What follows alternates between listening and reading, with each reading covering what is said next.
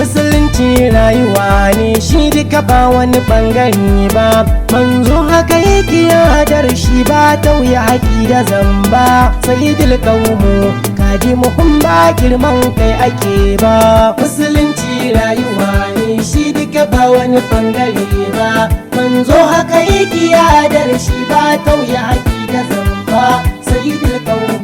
kadimuhum ba girman kai ake ba. Da kai zan buɗe waƙar mai mulkin da ba zai gushe ba, al'adilu ba ka zalunci ba ka yarda da wani yayi ba, ka daɗo tsira aminci gun manzan da ya kori gaba, shi ne ya sanar da mu shugabanci ba jin kai bane ba, kuma mun ga hakan a aikace annabi ba izza yake ba, aikinsa kawai hidimtawa mabiya na saɗan suwai ba, na san yau a halin baitinsa da ba aibu suke ba, Zahara da Ali Hassan da Husaini ba zan cire Zainabun ba, sahabbai masu girma duk maikinsu ba zai haye ba.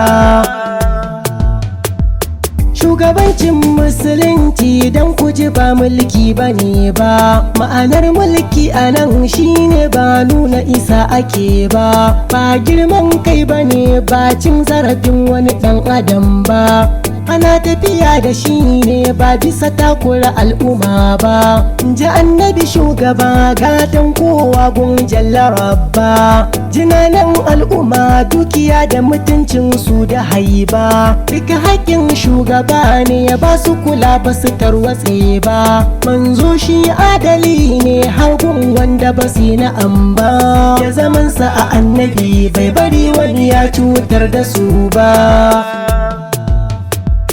Shugabanci yanda ya yake idan da can wani bai sani ba, shi ne tsara duka haƙƙin kowa ba iko bane ba, kuma annabi haka yayi a tarihi maza je ka duba, bai yarda da tauye haƙƙin ko dabba ba rasulu babba, a takaice a dunkule shi Allah ba baici yake ba, mu bi koyarwar ma'aiki in ba son halaka muke ba, ni babu kamar sagu na shalelan Allahu rabba, anan zan kulla waƙar mai rubutun ba wani ne ba, Ishaq ne garkuwa kun jau a Kano take ban rufe ba.